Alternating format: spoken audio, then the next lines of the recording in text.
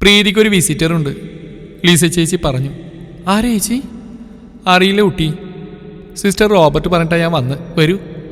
റൂമിന് പുറത്തിറങ്ങി ഹാളിലെത്തി. ഇരുണ്ട ഇടനാഴിക്ക് മെഴുകുതിരിയുടെയും കുന്തിരിക്കത്തിൻ്റെയും മണമുണ്ടായിരുന്നു. ഇരുവശവും അങ്ങേയറ്റം വരെ നിരത്തിയിട്ടിരിക്കുന്ന സ്റ്റഡി ടേബിളുകൾ. അവയിൽ വിരലോടിച്ച് ഞാൻ മെയിൻ ഡോറിലെത്തി. ബീപ്പ് ഹോളിലൂടെ നോക്കി. അമ്മയായിരുന്നു. ഓടിച്ചെന്ന് കെട്ടിപ്പിടിച്ച്. അമ്മ വരുമെന്ന് പറഞ്ഞില്ലല്ലോ. രാവിലെ തോന്നി മോളെ കാണണമെന്ന്, അതുകൊണ്ട് ഇറങ്ങിയതാ. കുറേ നേരം ഞങ്ങൾ സംസാരിച്ചു. സിസ്റ്റർ ശാന്തി ഇല്ലേ ഇവിടെ? ഉണ്ട്, കോളേജിൽ കാണും. എന്താ അമ്മേ? ഒന്നുമില്ല. അല്ല, അങ്ങോട്ട് പോയി കാണാലോ. ആ, പോവാം. അമ്മയെ കണ്ടതോടെ എൻ്റെ അലസതയും ക്ഷീണവും പമ്പ കടന്നു. കോളേജ് പഠനത്തിൻ്റെ എൻ്റെ മനസ്സിൽ ഇന്നും മായാതെ മറയാതെ വേദനിപ്പിക്കുന്ന ഓർമ്മകളായി നോവിക്കാറുണ്ട്. കാർമൽ വിദ്യാഭ്യാസ കാലം.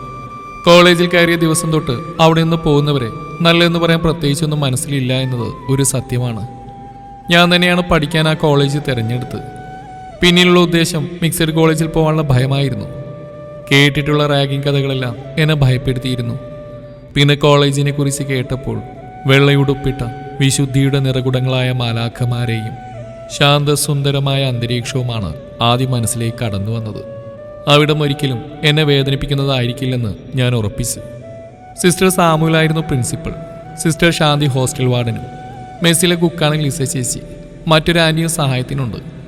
ഇടയ്ക്ക് കോളേജ് സ്റ്റോറിൽ അൽഫോൺസ ചേച്ചി എത്താറുണ്ട്. ഹോസ്റ്റലിൻ്റെ എതിർവശത്താണ് കോളേജ്. കോളേജിൻ്റെ അടുത്തായി ഒരു ചാപ്പലുണ്ട്. അതിൻ്റെ പുറകിൽ മഠം. സിസ്റ്റർ റോബർട്ട് മഠത്തിലാണ് താമസിക്കുന്നത്. ഹോസ്റ്റലിലെ പുറം ജോലികളെല്ലാം നോക്കി നടത്തുന്നത് സിസ്റ്ററാണ്. ഹോസ്റ്റലിന് മുമ്പിലായി രണ്ട് സൈഡിലും നല്ല ഭംഗിയോടെ പൂന്തോട്ടം വെച്ച് പിടിപ്പിച്ചിട്ടുണ്ട്. വെള്ളയും മഞ്ഞയും നിറത്തിലുള്ള ജമന്തികളും പല നിറങ്ങളിലുള്ള സീനിയകളും ഡാലിയകളും വിവിധ ഇനങ്ങളിലുള്ള പനനീർ ചെടികളും എപ്പോഴും പൂവിട്ട് നിൽക്കുന്നത് കാണാം. വലതുവശത്തെ പൂന്തോട്ടത്തിൻ്റെ സൈഡിൽ നിറയെ കാട്ടുമുല്ല പടർത്തിയിരുന്നു. അതിരാവിലെ കുഞ്ഞുകളികൾ തേനുണ്ണാൻ ഈ മുല്ലപ്പടർപ്പുകളിലെത്തും. മിക്കവാറും ഇവയുടെ ശബ്ദം കേട്ടാണ് ഞാൻ ഉണരാറ്. ജനലിലൂടെ എനിക്ക് അവയെ കാണാം. അകാരണമായി വഴക്ക് പറയുകയും സംശയിക്കുകയും ചെയ്യുന്ന ചില സിസ്റ്റേഴ്സും ഹോസ്റ്റലിൽ ചില മരമടുപ്പിക്കുന്ന സംഭവങ്ങളുമെല്ലാം എന്നെ മാനസികമായി തളർത്തി. ക്ലാസ്സിലൊന്നും ശ്രദ്ധിക്കാൻ കഴിയാതെയായി. വീട്ടിൽ പോകുമ്പോഴൊക്കെ ഞാൻ സൂചിപ്പിക്കാറുണ്ട്. പക്ഷെ ആരും അത് കാര്യമായിട്ട് എടുത്തില്ല. അമ്മ പറയും, എവിടെ ചെന്നാലും ഉണ്ടാകും ഓരോ പ്രശ്നങ്ങൾ. ഒട്ടും നിൽക്കാൻ കഴിയുന്നില്ലെങ്കിൽ വീട്ടിലേക്ക് പോരാം, ഇവിടുന്ന് പോവാലോ കോളേജിലേക്ക്. അതൊരു നല്ല ഐഡിയ ആയിട്ട് എനിക്ക് തോന്നി. തൽക്കാലം ഹോസ്റ്റലിൽ നിന്ന് രക്ഷപ്പെടാം. ഹോസ്റ്റലിൽ എപ്പോഴും പ്രശ്നങ്ങളാണ്. എന്താണ് സംഭവം എന്നറിയാത്ത കാര്യങ്ങളിലും പലപ്പോഴും കുടുങ്ങാറുണ്ട്. അവസാനം നിരപരാധിത്വം മനസ്സിലാക്കി വെറുതെ വിടുകയും ചെയ്യും. മാനസിക സമ്മർദ്ദം കൂടി ക്ലാസ്സിൽ ശ്രദ്ധിക്കാൻ കഴിയാതെ ഏറെ പുറകിലേക്ക് പോയി. ആത്മാർത്ഥമായി നല്ലൊരു കൂട്ടുപോലും ഉണ്ടായിരുന്നില്ല. എക്കണോമിക്സ് ക്ലാസ് എടുത്തിരുന്ന സിസ്റ്റർ വിർജിൻ, വേൾഡ് ഹിസ്റ്ററി പഠിപ്പിച്ച സിസ്റ്റർ സൂസൻ എന്നിവർ ഒരു ആശ്വാസമായിരുന്നു. പക്ഷേ ഹിന്ദി എടുത്തിരുന്ന സിസ്റ്റർ മെറീനയുടെയും പിന്നെ കന്യാസ്ത്രീ അല്ലാത്ത മിസ് ശ്രീകുമാരിയുടെയും ക്ലാസ്സുകൾ അറ്റൻഡ് ചെയ്യുന്നു, ഹൊറർ സിനിമ കാണുന്നതും എന്നെ സംബന്ധിച്ച് ഒന്ന് തന്നെയായിരുന്നു. സിസ്റ്റേഴ്സിനെ കുറിച്ചുള്ള ധാരണ തിരുത്താൻ എൻ്റെ പഠന കാലയളവ് ധാരാളമായിരുന്നു. കന്യാസ്ത്രീയാവാൻ തീരുമാനമെടുത്തിട്ട് ആ വഴിയിലേക്ക് തിരിയുന്നവർ എത്ര പേരുണ്ടാവും. മാതാപിതാക്കളുടെ നേർച്ചയുടെയും കുടുംബത്തിലെ കഷ്ടപ്പാടുകളുടെയും ബലിയാടാവാറുണ്ട് പല സ്ത്രീജന്മങ്ങളും. പക്ഷേ സജ്ജമല്ലാത്ത അവരുടെ മനസ്സിലെ നീറിപ്പുകയിലുകൾക്ക് ഇരയാവാറുള്ളത് പലപ്പോഴും വിദ്യാർത്ഥികളായിരിക്കും. ചില കൊച്ചു സൗഹൃദങ്ങൾ മനസ്സിനൊരാശ്വാസമായിരുന്നു.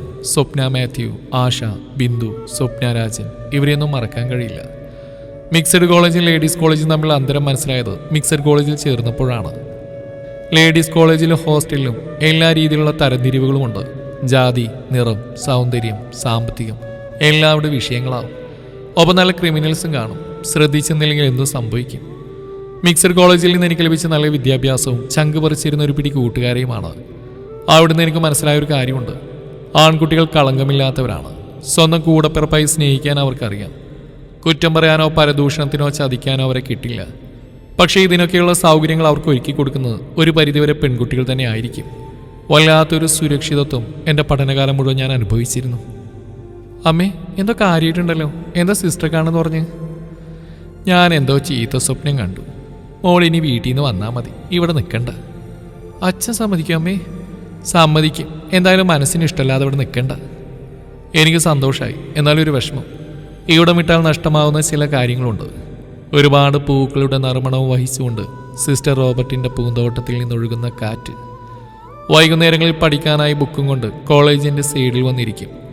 അതിൻ്റെ എതിർവശത്ത് വലിയ വയലാണ്. ഞാറുനടിയിൽ മുതൽ സ്വർണ്ണക്കുലകളുമേ നിൽക്കുന്ന ആ വയലുകൾ വരെ ഇപ്പോഴും ഓർമ്മകളിലുണ്ട്.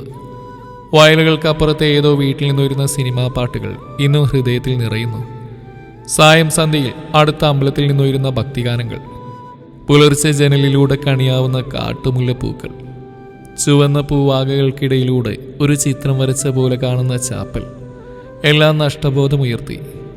രാജമല്ലി ചെടികൾക്കരികുപറ്റി ഗുൽമോഹർ കൊഴിച്ച ഇതളുകൾക്കിടയിലൂടെ അമ്മയ്ക്കൊപ്പം കോളേജിലേക്ക് നടന്നു. ഓഫീസിലെത്തി സിസ്റ്റർ ശാന്തി ഞങ്ങളെ കണ്ടു. അമ്മയെ കണ്ട് ചിരിച്ചു എന്ന് വരുത്തി. കുറേ നാളായല്ലോ കണ്ടിട്ട്. അതെ, സിസ്റ്ററോട് സംസാരിക്കാനുണ്ട്. എന്താ വിശേഷിച്ച്? സിസ്റ്റർ, പ്രീതിയെ ഞാൻ വീട്ടിലേക്ക് കൊണ്ടുപോവാം. ഇവിടെ അവൾക്ക് പറ്റുന്നില്ല. പഠിക്കാനും വളരെ മോശമായി. ബസ്സിൽ യാത്ര ചെയ്യാൻ ബുദ്ധിമുട്ടായതുകൊണ്ടാണ് ഹോസ്റ്റലിൽ നിൽക്കട്ടെ എന്ന് കരുതിയത്. സിസ്റ്റർ കണ്ണട താഴ്ത്തി വെച്ച് എന്നെ രൂക്ഷമായി നോക്കി. ഇവള് നിങ്ങളോട് പറഞ്ഞോ ഇവിടെ നിൽക്കാൻ ഇഷ്ടമില്ലെന്ന്?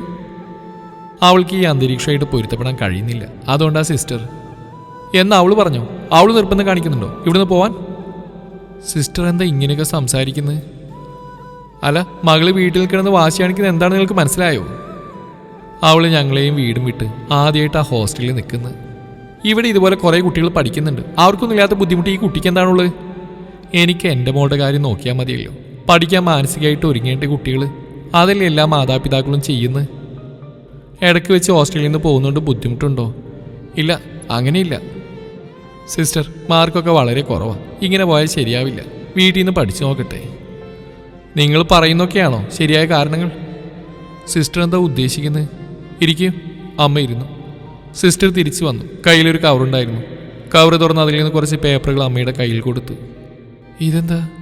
ഈ കുട്ടി കുറച്ച് നാളുകളായിട്ട് ഇവിടെ വന്നുകൊണ്ടിരിക്കുന്ന കത്തുകളാണ് ഇതെല്ലാം. അമ്മ ഒരെണ്ണം വായിച്ചു. രണ്ടെണ്ണം കൂടി പൊട്ടിച്ചു വായിച്ച് എന്നെ നോക്കി. എന്താ അമ്മേ? ഒന്നുമില്ല. ഇപ്പം എന്ത് പറയുന്നു പ്രീതിയുടെ അമ്മ? പ്രത്യേകിച്ച് ഒന്നും പറയാനില്ല. കത്ത് വായിച്ചില്ലേ? ഉവ്. എന്നിട്ടൊന്നും തോന്നിയില്ലേ? ഇല്ല. കാരണം ആരോ ലെറ്റർ അയച്ചു എന്ന് കരുതി ഞാൻ എൻ്റെ മകളെ സംശയിക്കേണ്ട കാര്യമില്ല. നിങ്ങളുടെ മകൾക്ക് വന്ന പ്രേമലേഖനങ്ങളാണ് ഇതിൽ നിറയെ. കുറച്ച് മാത്രമേ പൊട്ടിച്ചിട്ടുള്ളൂ.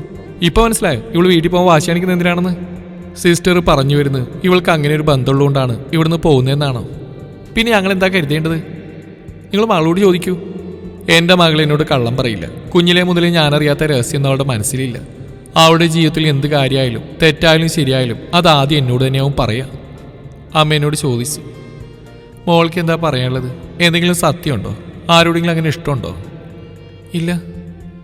അമ്മ കത്ത് കാണിച്ചിട്ട് ചോദിച്ചു, ഈ ഹാൻഡ് റൈറ്റിംഗ് അറിയോ? ഇല്ലമ്മേ. ഇഷ്ടമാണെന്ന് പറഞ്ഞ് ആരെങ്കിലും ശല്യം ചെയ്തിട്ടുണ്ടോ? പറയുമ്പോഴേക്കും എൻ്റെ കണ്ണുകൾ നിറഞ്ഞിരുന്നു. സിസ്റ്റർ വല്ലാത്തൊരു ഭാഗത്തോടെ എന്നെ നോക്കി. കരയണ്ട, നിനക്ക് ഇയാൾ അറിയില്ലല്ലോ. അത് ഇവിടെ കഴിഞ്ഞു. സിസ്റ്റർ, ഇന്ന് തന്നെ ഞാനിവിടെ കൊണ്ടുപോവാം. നിങ്ങളുടെ ഇഷ്ടം. സിസ്റ്ററുടെ കണ്ണുകളിൽ പരിഹാസം. അത്രയും നാളത്തെ അനുഭവം വെച്ച് എനിക്ക് മനസ്സിലായി, ഹൃദയം തുരന്നെടുത്ത് ആ സിസ്റ്റർക്ക് മുന്നിൽ വെച്ചാലും അവരെന്നെ വിശ്വസിക്കാൻ പോകുന്നില്ലെന്ന്. പ്രത്യേകിച്ച് ഈ സംശയാസ്പദമായ സാഹചര്യത്തിൽ വ്യക്തമായ തെളിവുകളോടെ എനിക്ക് മുന്നിൽ നിൽക്കുന്ന സിസ്റ്ററെ വിശ്വസിപ്പിക്കാൻ എൻ്റെ മുമ്പിൽ വഴികളുണ്ടായിരുന്നില്ല. ഒരാശ്വാസം എൻ്റെ അമ്മേനെ അവിശ്വസിക്കുകയില്ല എന്നതായിരുന്നു. അമ്മയ്ക്കൊപ്പം ഹോസ്റ്റലിൽ നിന്ന് ഇറങ്ങി ബസ്സിലിരിക്കുമ്പോഴേക്കും മനസ്സാകെ കരങ്ങി മറിഞ്ഞ്. മനസ്സറിയാത്ത കാര്യത്തിന് സിസ്റ്റർക്ക് മുമ്പിൽ അച്ഛനമ്മമാരുടെയും സഹോദരങ്ങളുടെയും മുമ്പിൽ ഒരു കുറ്റവാളിയാവുന്നത് എനിക്ക് സഹിക്കാൻ കഴിഞ്ഞില്ല. വീട്ടിലെത്തി അച്ഛൻ കാര്യങ്ങൾ അറിഞ്ഞു. അച്ഛൻ്റെ ഒരു ഫ്രണ്ട് വഴി കത്തിൻ്റെ ഉടമസ്ഥനെ കണ്ടെത്തി. അച്ഛൻ അയാളുടെ വീട്ടിൽ ചെന്നു. അയാൾ കുറ്റം സമ്മതിച്ചു. എനിക്ക് അയാൾ അറിയില്ല എന്നതടക്കം അയാൾ പറഞ്ഞു. കുറേ മാപ്പൊക്കെ പറഞ്ഞു എന്നറിഞ്ഞു. പിറ്റേ ദിവസം, എൻ്റെ ചേച്ചി എന്നോട്? എനിക്കറിയാം അയാളെ. ഞാൻ ഞെട്ടി നോക്കി. കോളേജിൽ പോകുമ്പോൾ കണ്ടിട്ടുണ്ട്. അയാൾ എൻ്റെ ഫ്രണ്ടിനോട് പറഞ്ഞിരുന്നു നിന്നെ ഇഷ്ടമാണെന്നും ഹോസ്റ്റലിലേക്ക് കത്തുകൾ അയച്ചെന്നും. എന്നിട്ടെന്താ ഇവിടെ പറയാതിരുന്നേ? അയച്ചു കഴിഞ്ഞില്ലേ, പിന്നെന്താ ചെയ്യുക? ദേഷ്യവും സങ്കടവും കൊണ്ട് ഞാൻ ചേച്ചിയെ നോക്കി. പിന്നെ ഞാനറിയാത്ത എൻ്റെ കാമുകനെ ഞാനൊരിക്കൽ കണ്ടിരുന്നു. പക്ഷേ അയാൾ എൻ്റെ മുഖത്ത് നോക്കിയില്ല. ആരെങ്കിലും ചിലപ്പോഴൊക്കെ ഇങ്ങനെയാണ്. ശക്തവും വ്യക്തവുമായ സാഹചര്യ തെളിവുകൾ തെറ്റു ചെയ്യാത്തവരെയും കുറ്റവാളികളാക്കും. സത്യമല്ല പ്രധാനം, തെളിവുകളാണ്. ആ സിസ്റ്ററിനെ ആവശ്യത്തിലുള്ള സങ്കടം ഇപ്പോഴും എനിക്കുണ്ട്.